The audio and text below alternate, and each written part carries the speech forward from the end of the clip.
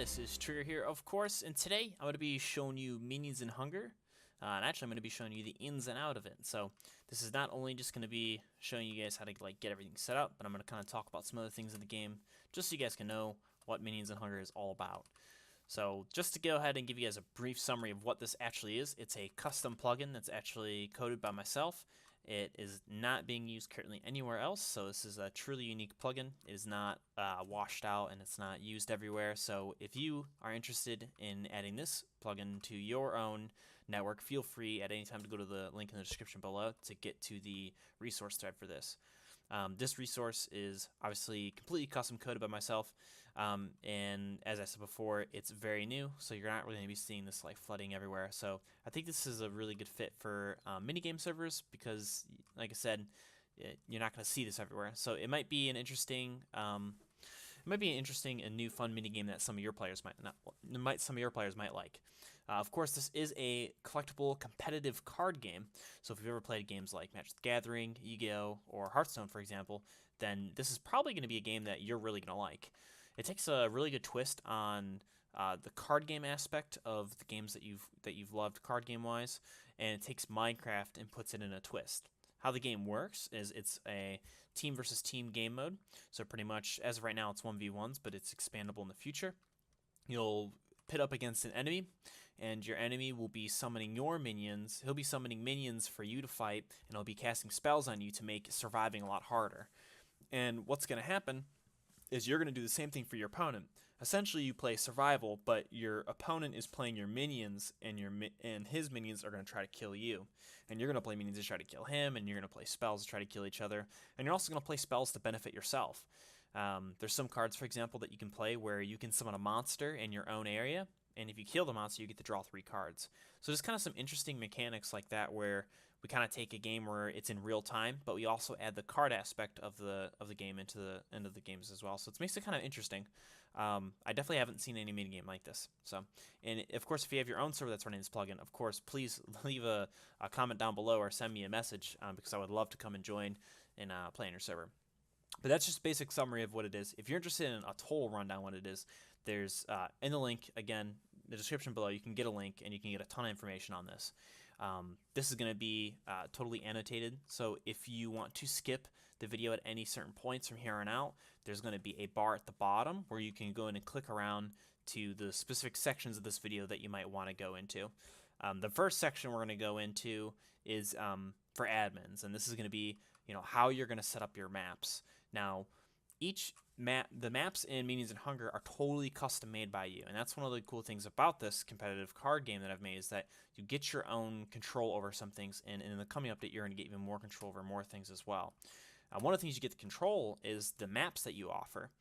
Now, like I said, this is fit for networks, so you can have several maps going at once, several games going. This means that you can have 10 to an infinite amount of lobbies going where tons of players are playing on your server, and they're going to need maps to play on. Well, you can just make a map, copy and paste it, and then set it up, and then set up a ton of maps for those over and over again, and you'll have 20 lobbies. And that's up to you if you want to do that. Now, of course, you don't have to just copy and paste the same map. You can, if you're interested, make your own custom unique maps. Now, these maps are up to you to design and theme. Of course, if maps are available, or if you have a map that you think is really cool and you want to recommend it to the public, of course, you can always leave a comment and I'll include it in the resource.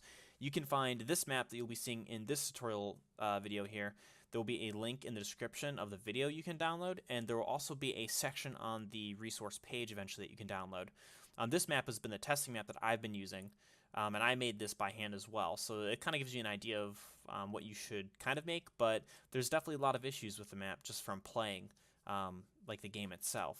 So it's not perfect, but it's definitely a good styled map for what you're kind of doing. And there's obviously a few little blemishes on the land here from testing as well. So this map is definitely not perfect. So the first thing you have to do is basically decide the kind of maps you're going to make. You want to build your maps or go online and download your own maps. How Minions in Hunger works is that your opponents never physically see each other. Your players don't ever actually interact with each other through cards. So it's going to be up to you to design 2 maps for one match. So for every possible match that you want to have going on, you need 2 maps. In this case, I'm going to have this map, and then I'm going to have a cloned version of this map over here. So these are replicas, and I would call this a symmetrical map set. This means that the map is identical in setup, and this is ideal for ranked play because you can have casual matches and ranked game modes. The ranked game modes will make people face each other who are on a similar elo, so if they're very skilled players, you're going to keep facing those type of skilled players. And if you're getting smashed all the time, then you're going to face weaker players, and that's probably better for some of your newer players. Now, if you're not interested in that, of course, there's the casual game mode, which that has no effect on your elo rating. It doesn't track your wins and losses. That's totally up to your players to kind of decide what they want to go into. But it's also up to you to decide which maps are going to be ranked and casual maps. So, of course, I always recommend that your ranked maps are symmetrical maps, so they're basically clones of each other. This way, no one player gets an advantage over another because one map is slightly different than the other. Obviously, you want to make sure your ranked map is really high polished. There's no areas that your players can get stuck in. This means areas like 1x2 holes in the ground because your players can only build in the build area. So it's going to be kind of hard for your map to be perfect at first. So make sure you get it tested in casual play first. At least my recommendation is you test it casually for quite some time and then push it to a ranked format where your players can enjoy your map, a really high polished map. Some other things you need to know about your maps is the resources your players can destroy.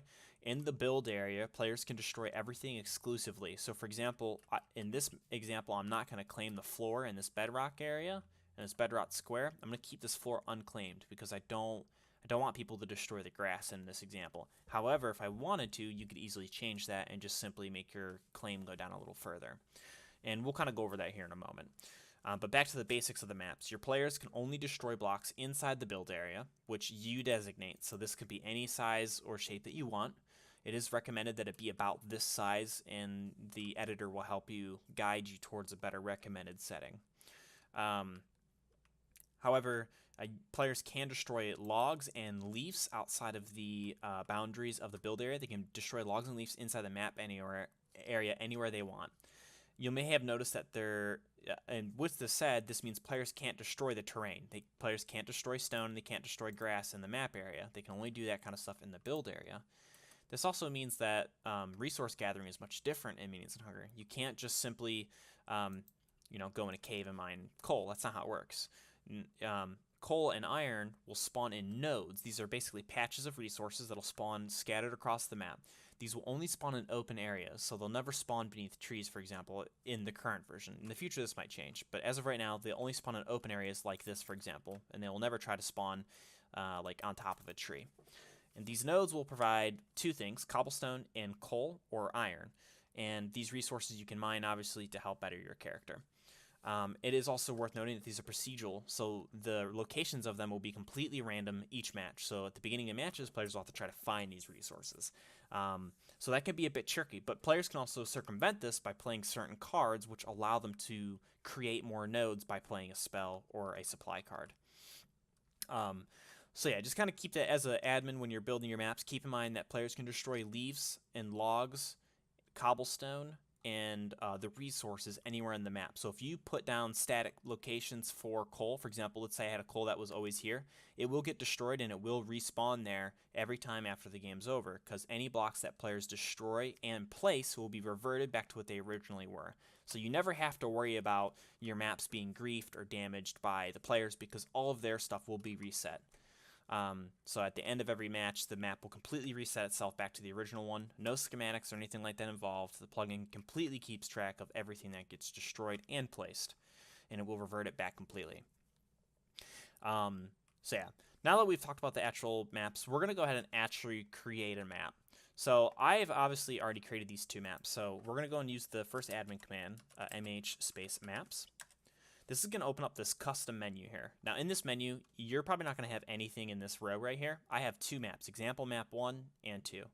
I'm going to go ahead and just simply delete these really quick.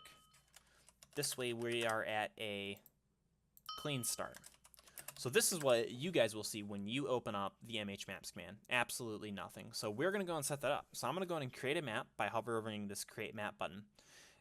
before we click on that, though, you might notice that there's a scroll left and scroll right option. This is because if you have dozens of maps, you can kind of scroll them to left and right, and there is no limit on how many maps you can have. You can have as many as you'd like. But let's go ahead and create the first map. So we're going to go and create map. And it's going to tell us to send a message in chat with the name of the map you'd like to create. This message will not show in chat. So we're just going to name it example map 1.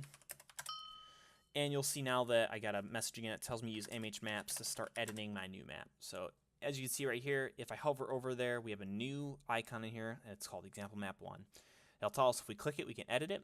And we've got a few errors here that we need to get done before the map can work. If it's red, the map is not playable. So as of right now, we need to make it link to another map, which means we need to make a second map and then link them together. As of right now, we can't do that. But the things we can do right now is we need to add a spawn point. We need to make a build area and the map boundaries. And the map has no rifts, so we need to add some spawn points for some rifts.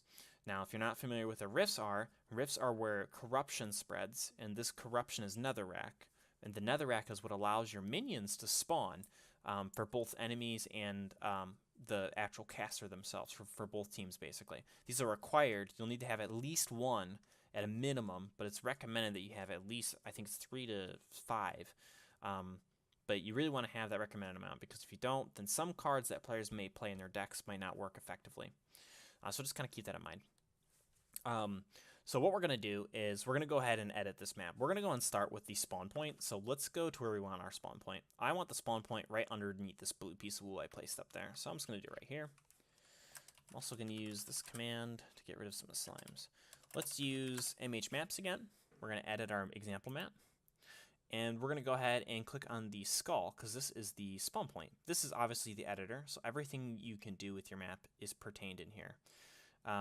So obviously we have our first icon, which is the rifts, and the 2 icons here are the build corners. The 2 over here are the map corners, and then this one's the spawn point. And this obviously deletes the map, which I did use earlier. So we're going to go ahead and left click. It's going to go ahead and show me temporarily where I set the spawn point at, and then the menu will reopen for us to continue editing. However, we are going to close the menu, because now that the spawn point's set, we're going to go ahead and set up the map area. So we have 2 corners we need to set. So let's go ahead and do that. So we're going to go over here to this corner of the map. And I'm going to be placing these borders pretty horribly. So just for examples purposes. So obviously you want to make sure you place your borders very carefully, and make sure that you're encompassing everything in your map correctly. You don't want to forget something silly and have players experience silly things where like a node is spawning underground or spawning somewhere that players can't get to, for example. So we're going to set the first corner right here, and it's going to show me the corner for a little bit, and then it's going to reopen the menu. And we're going to go ahead and that's fine. We're going to close it. And we're going to go and set the second corner over here, which you'll see I've used World Edit to put a piece of glass in the area here. So I'm going to go ahead and stand on that. I'm going to use the command again, MH maps, edit our map. We're going to go and set the second map corner here. Keep in mind, it does not matter which corner is where. They don't have to be like your tall one is your second point or anything like that. You just set your 2 points and then you're good to go. So now we've got our map set up. The map registers that this is the map area, but we need to set up the build area. This is where players are actually going to build their bases in when the round starts and throughout the game. So we're going to go ahead and just start by going right here in this corner. I'm going to go ahead and make this the first point. And we're going to go and do build area corner 1. And then I'm going to go over here. It's going to open the menu again in just a second. And we're going to go ahead and go up. I typically like to do 4 blocks in height for the building. Now, the opponent's minions and minions in general, they can destroy blocks, and they will destroy blocks. Buildings' healths are probably going to change in the future. As of right now, it takes 3 hits before a block is completely destroyed. Blocks, obviously, they're destroyed. They don't drop the items that they would have, whatever they were made out of, and minions can destroy up to 2 blocks high. This means that as long as my build area is only 4 or 5 tall, it means that the minions will always be able to break everything a player places, which means that players can't, for example, make like a floating fortress to hide in and just cheese the game out. You might want that in your server, so it's up to you if you decide that you want that. But personally, for my playtesting, it seemed to kind of ruin the experience for some of my players during playtesting. So What we're going to do is we're going to go ahead and set up the second point for the build area though. So I'm going to click this, and it's going to go and set us the corner there, and eventually the menu will open up again. I'm going to go and close this. So now if we go back into MH Maps and we look at our map again, you'll see we have two errors. One, we need another map to link this to, because you need to have 2 maps per match in order for each player to have somewhere to play. And then we have to have rifts in order for our players to be able to summon minions. So we can fix the minions part right now. So we're going to go ahead and add in some rifts real quick. So I typically make the rifts areas pretty open. However, it's worth noting that the entire map area will be, if players were somehow to completely avoid dying for the entire time, this map will entirely get covered with netherrack. It will all reset on the end, so you don't have to worry about like anything being damaged, so it'll all come back. It'll even spread over water, for example. So just kind of keep this in mind when you're making your maps, and where you place your rift placements. You kind of want them at a decent distance from the build area, but the rifts will create corruption, which will not only take over your enemy's build area and the blocks they placed, but it'll also take over resource nodes and trees. Now, in a map like this, the trees might not sound valuable, but if you have a desert map, well, now your trees have a lot of value. So if the corruption takes that over, that's going to really suck. So it's kind of up to you to decide how you're going to place these. Personally, I just kind of put them in a decent distance away. And it is kind of random based on which rift opens in the beginning. So there is a bit of luck involved with this, of course. So I'm just going to go ahead and hover over map rifts, and tell me if I left click it, it'll add a rift. So it now has a rift right here. And you'll notice it didn't show the rift location. If we use MH Maps and we open up our map and we right click, or if we shift right click the map rifts icon here, it will reveal all rifts within 60 blocks of us, so we can see all the rifts in the map this way. And so we could pretty much fly around and see all the other ones, which right now we only have 1 rift, of course. So we're going to go ahead and add in a few more, but if I go back to MH Maps, you'll see that we just get a yellow warning now saying the map has limited rifts and 4 to 6 is recommended. So we could play with this map if we got rid of the first red warning, but it's obviously recommended that you have more rifts than that. So we'll just go ahead and add in a few more just for this example. So let's go ahead and add in one there. And I'm going to go ahead and add in one over here. Okay, and then we're going to go ahead and add one more right over here, right where this is at. Okay, so now we have all of our rift points in. If we use MHM, which is a shortcut for maps, you can go and open up the map editor, and you'll see now that we just need to have another map linked to this. So I'm going to go ahead and create another map real quick, and then we will continue there, because I'm not going to recreate a whole another map and make you guys watch that part. So I'll have that here in just a second. So I'm going to go ahead and pause here, and I'll be right back. Okay, so we're back now, and I just went ahead and created up this map real fast. So now that this map is done, we can go ahead and link the maps together. This way, when players join a match, they will actually be able to play. So let's go ahead and take a look at that. So I'm going to go and use MH Maps, and if you'll see here, we have a second example map. I named the example map 2, and I'm going to go and click the first one. And I'm going to go ahead and click this first icon. Notice how it says example map 1. It says left click to set linked map. So if I left click it, I'm going to go ahead and type the name of the map in chat, example map 2. And you'll see that it tells me that the map is now linked. If I use MH Maps and I hover over our map, it'll have no warnings and no errors. So the map is all ready to go. This means players can go ahead and use the next command I'm going to show you to actually start playing the game together. So you'll be able to use MHP, and with this command, you're going to be able to see the matchmaking menu. So with this menu, you can see your stats, which is going to be your ranked wins, ranked losses, and your elo. Then you're going to see casual match, which you can go ahead and enter the casual queue with it by left-clicking. You can leave the casual queue by right-clicking, and you can middle-click to challenge players. You can also see how many players are currently in the queue. With the spectate game option, you can actually spectate games. This will let you look at any game that's currently going on, and it'll actually even tell you like information on the game, like if the game is ranked or not, and you'll be able to teleport to the players individually and kind of see what's going on. Then you have the ranked match, which is exactly the same as the casual match. However, You cannot challenge your friends to a ranked match. You can run into them in the queue. That is possible, but you cannot directly challenge them, unlike the casual match. And the last one is the leaderboards, which currently is not fully implemented in this version. So you will have to wait for a full update to get this available. However, this will basically end up showing your player with the highest elo and who has the most ranked wins. Later on, the leaderboards will also be expanded to show more information as well.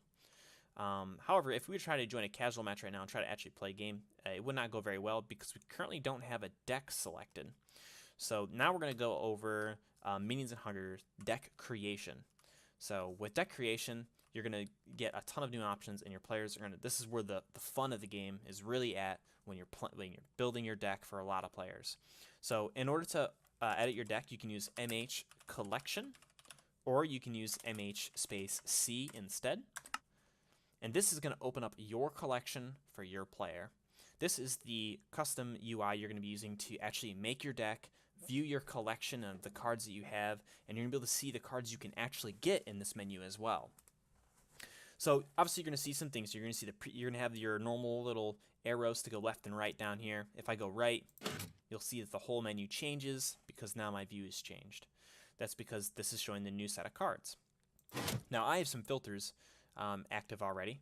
Right here is the filters button. You can use this to hide certain cards that you don't want to see. In this case, I'm hiding golden cards because I'm personally, this character does not have many golden cards, so I just hid them entirely to make finding cards easier because it literally cuts your card pool in half.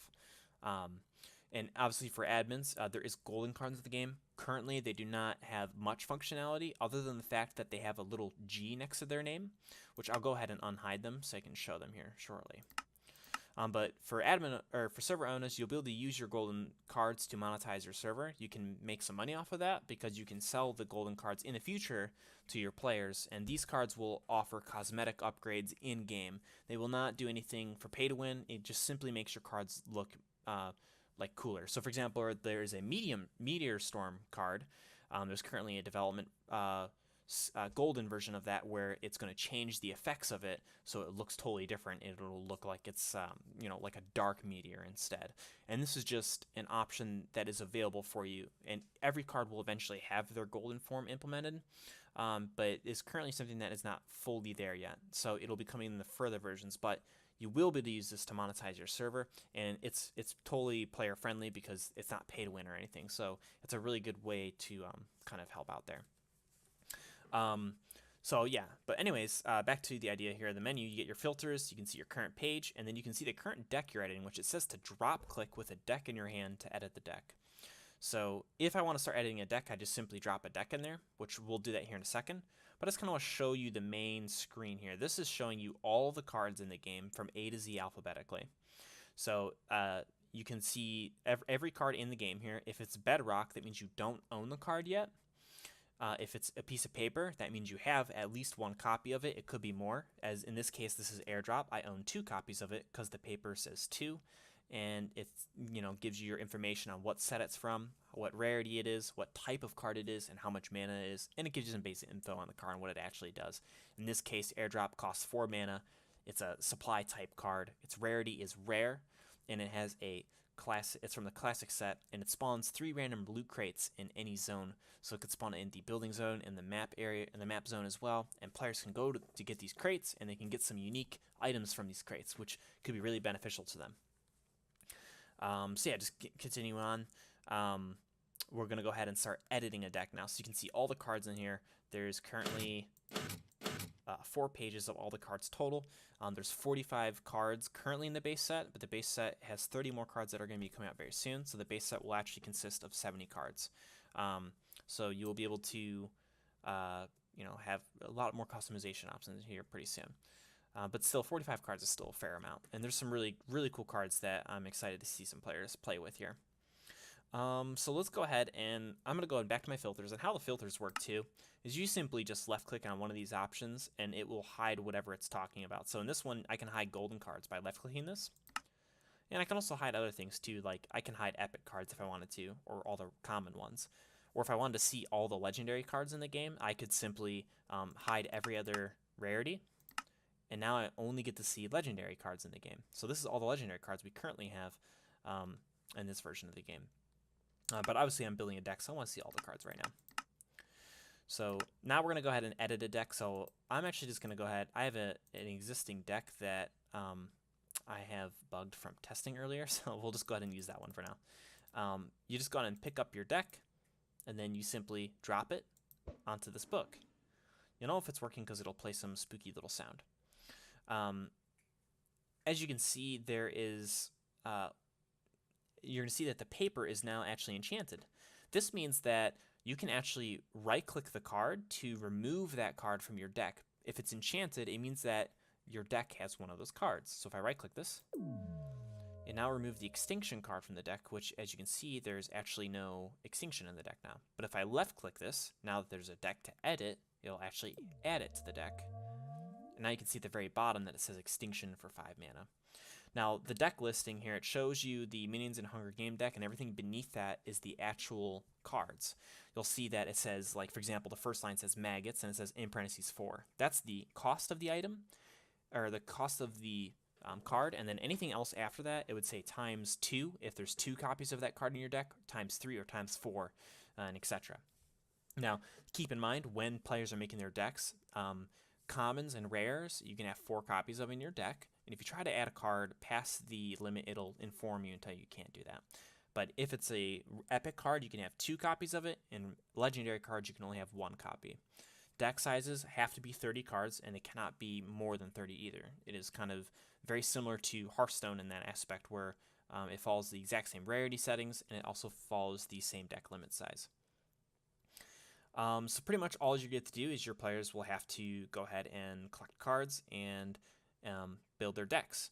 And this menu is where you're going to do it from. So it's a very comprehensive menu, and it kind of shows you, and it does walk you through everything. So for example, like this bedrock is highlighted enchanted right now, and I'm not really sure what that means, but if I hover over it, it tells me I can right click to remove 1 from active deck. So my active deck is this one, and I do have I have several copies of zombies in there. So if I right click it, it'll actually remove a card, and I can keep removing them until there's no more to remove. So I'm going to go and add all of this back in, of course.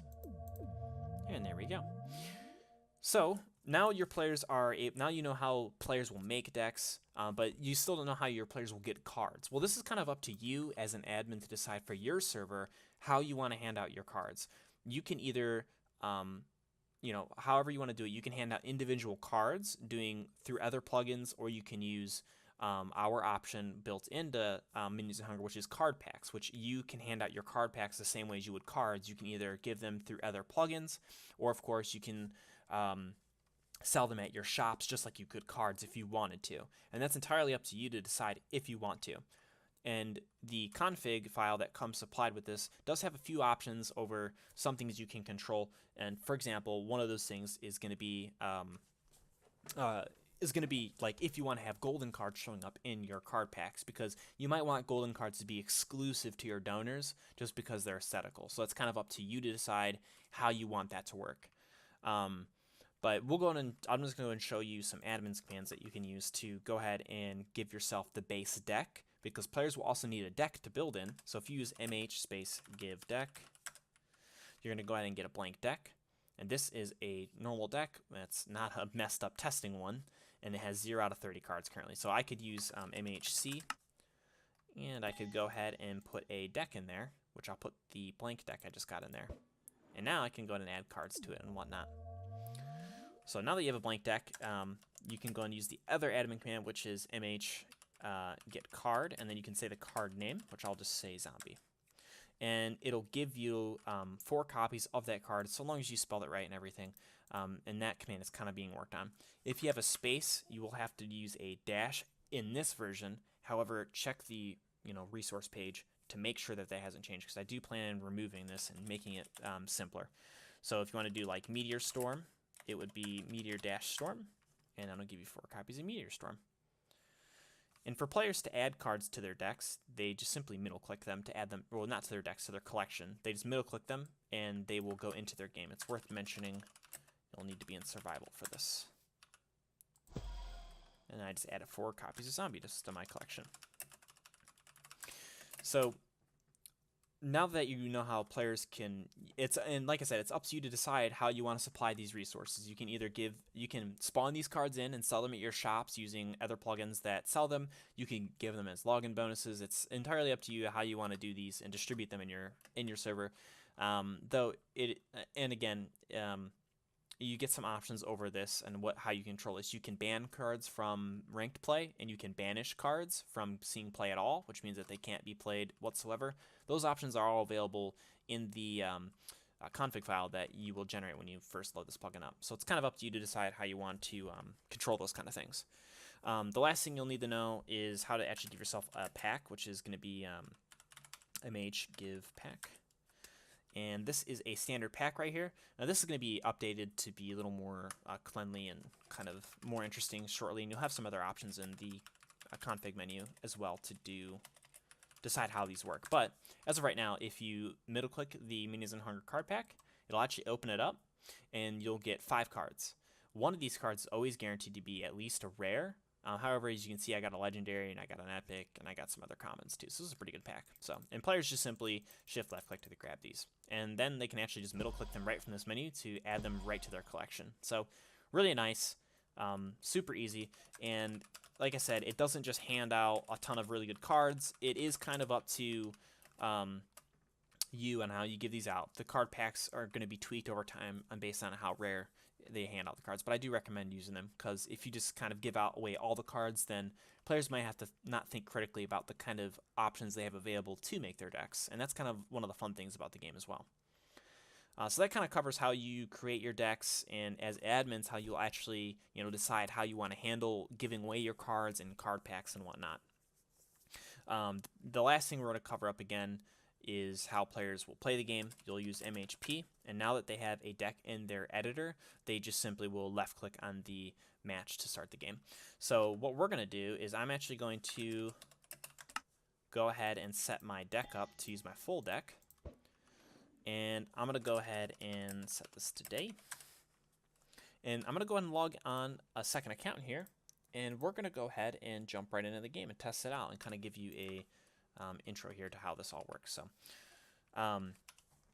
So I have another account on now as well, and I'm going to go ahead and have them set up their deck.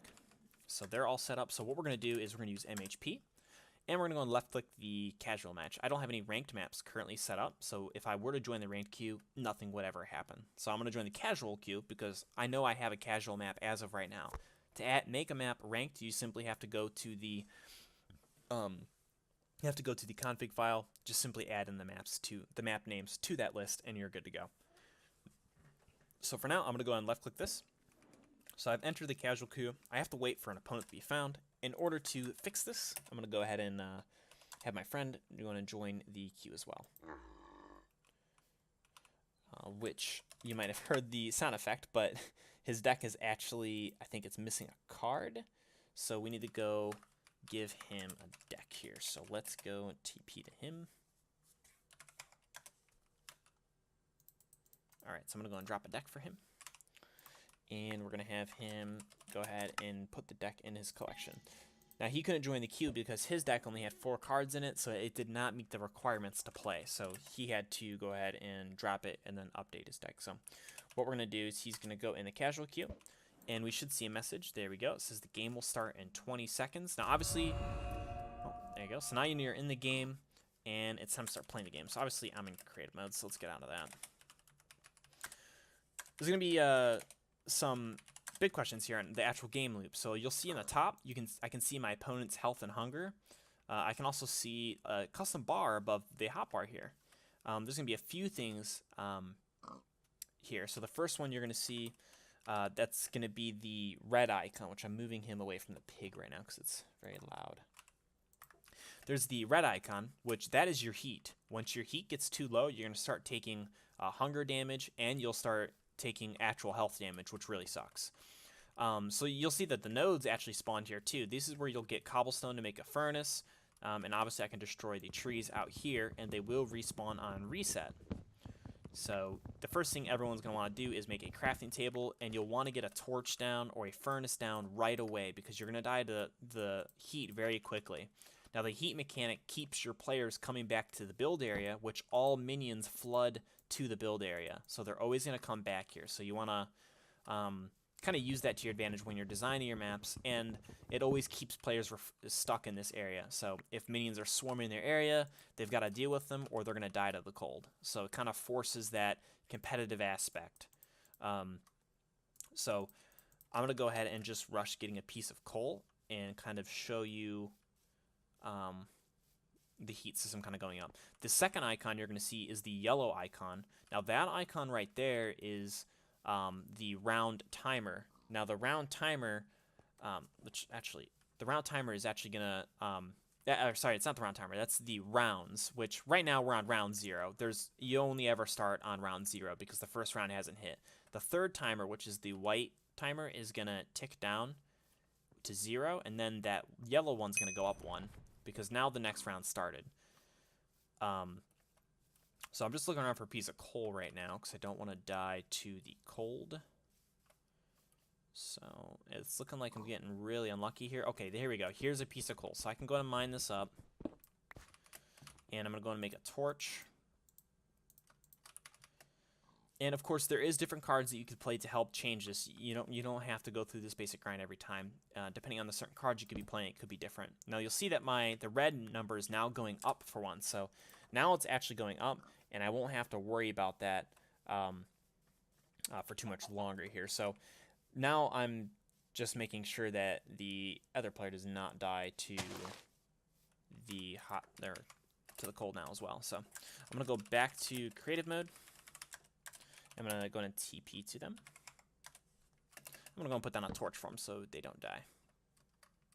Nope, I'll drop one for them.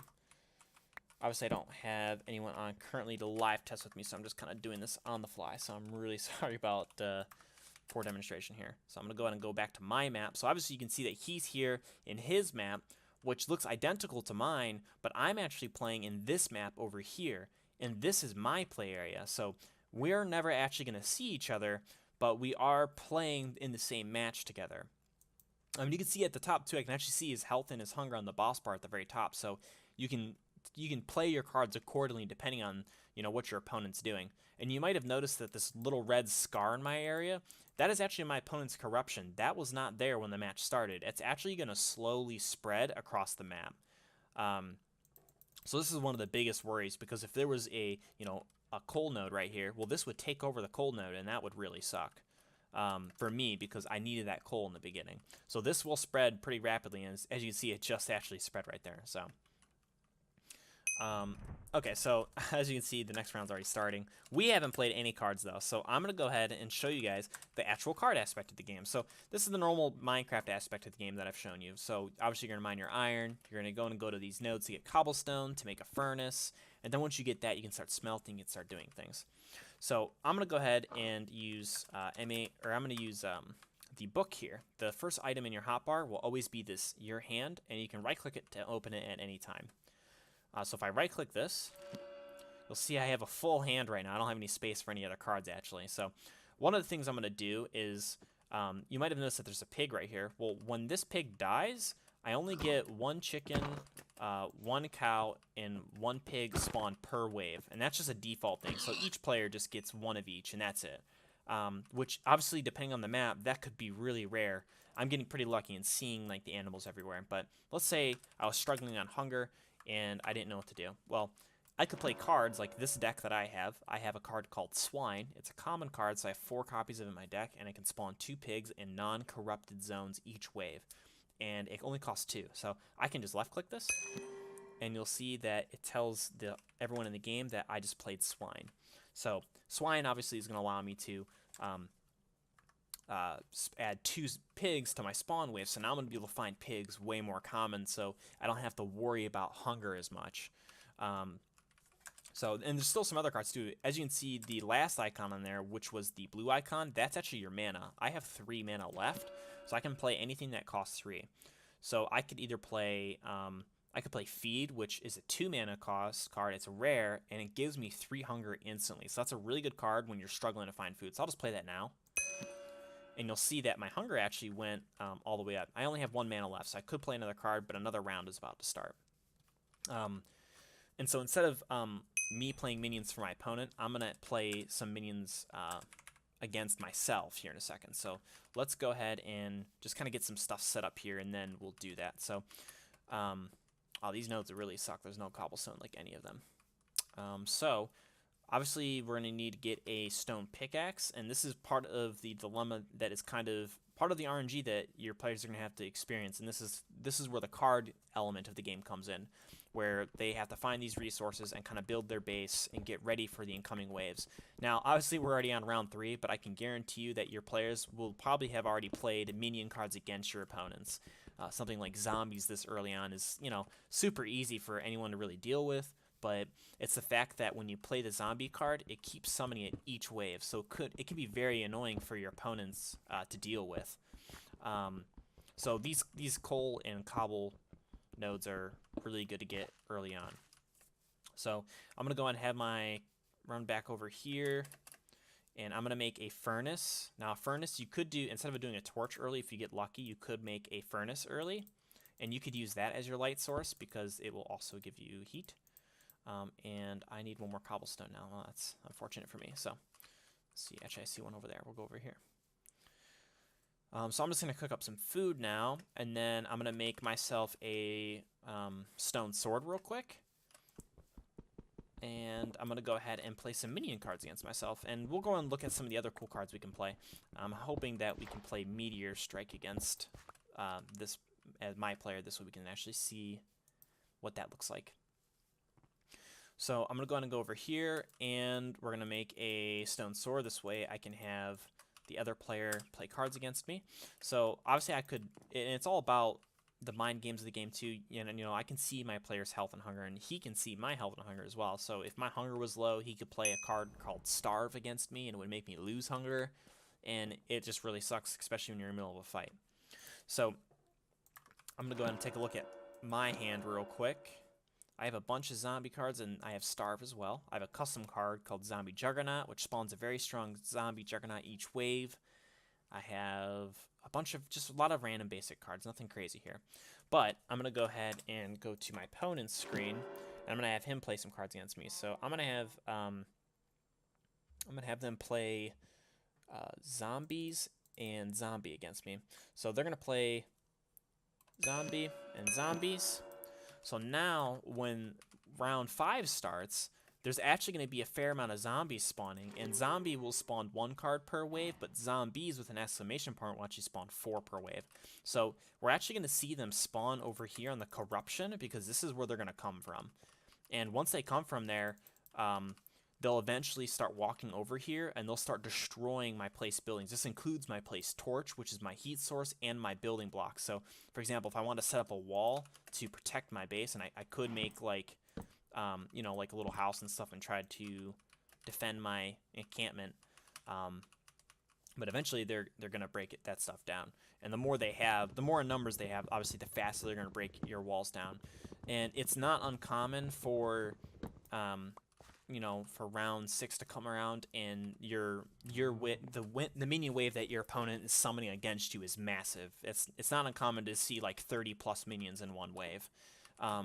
So, and that's the thing too about the games. I've designed, personally, they've been designed to where the games are faster, so players can kind of experience the game more often. And I don't personally, the goal for the length of the game is around 15 to 20 minutes. It shouldn't be too long, but it can end very short. Like, the matches can end in a few seconds, or in a few minutes. So not only did I just see the cow spawn, but I also saw the zombie spawn. So I'm going to go ahead and let them walk over here. So he's already eyeing me up. The other 2 haven't moved. Like I said, they'll go on their own eventually here. So they all kind of go at a random time. So we got 2 of them coming in already. And you can hear him just hitting my blocks, actually. So let's bring him back around over here so he destroys this. So he's attacking randomly. They don't just, you know, target one in particular, but they just attack what's around them. Okay, so we're going to see... Oh, and they destroyed my torch, and they destroyed one of the blocks. So now that I don't have those, that kind of sucks, but I would have to deal with these enemies, and they destroyed my furnace, which that really sucks. So I'd have to deal with these myself and try to kill them, obviously. And taking damage really sucks because you have to spend hunger to actually deal with that problem. So I don't want to actually die here. I'll actually go ahead and let them kill me.